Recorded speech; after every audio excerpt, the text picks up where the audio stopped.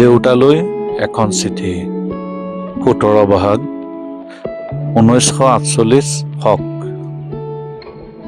মৰমৰ দেউতা, চিঠিৰ পাতনিতে কেইটামান ধেমেলীয়া কথাৰে আপোনাৰ ওঠত অলপ হাঁহি বিৰিঙাব খুজিছোঁ। আপোনাৰ গহীন গম্ভীৰ মুখখনত কেতিয়াবা আকস্মিকভাৱে দেখিবলৈ পোৱা সেই যে হাঁহিটো আজিও মনত পৰে।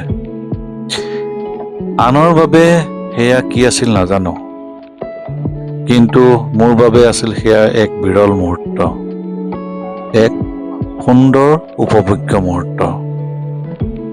সেইবাবেই চাগৈ মাজে মাজে খোৱাৰ টেবুলত ধেমেলীয়া তথা পাতলীয়া কথা কৈ আপোনাক হহুৱাবলৈ চেষ্টা কৰিছিলোঁ। লক্ষ্য কৰিছিলোঁ, খোৱাৰ সময়ত সাধাৰণ কিছুমান কথাই মানুহৰ মুখত হাঁহি বিৰিঙাব পাৰে, যিমানেই ৰুক্ষ ব্যক্তি নহওক কিয়।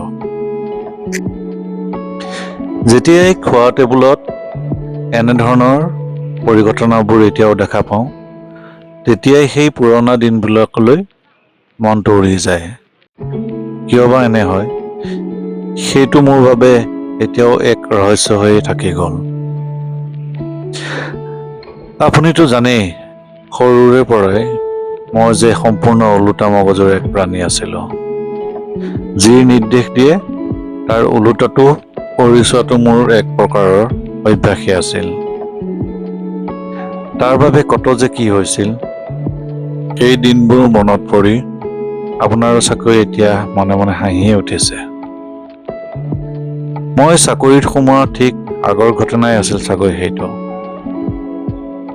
যিমান দূৰ মনত আছে, পোষ্ট গ্ৰেজুৱেশ্যন তেতিয়া মোৰ হৈছিল মাত্ৰ।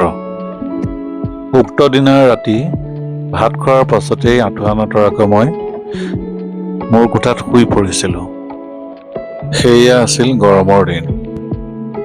স্বাভাৱিকতে মোক মহে খাই শেষ কৰিব বুলি জগাই দি আঁঠুৱাখন তৰি ল'বলৈ বাৰে বাৰে কৈছিল আপুনি, কিন্তু কাৰ্যত আপুনি ব্যৰ্থ হৈ থাক তেন্তে তেনেকৈ বুলি কৈ নিজৰ কোঠাত গৈ শুই পৰিছিল।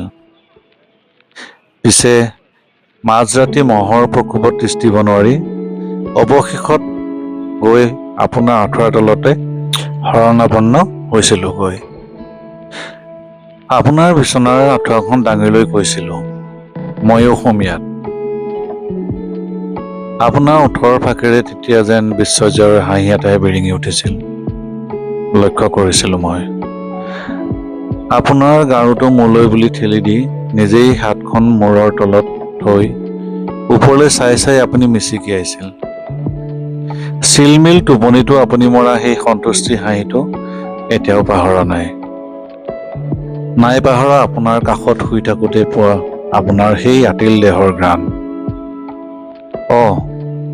আপোনাক মোৰ বিয়াৰ পাছৰ কথাবোৰ কোৱাই নাই নহয়।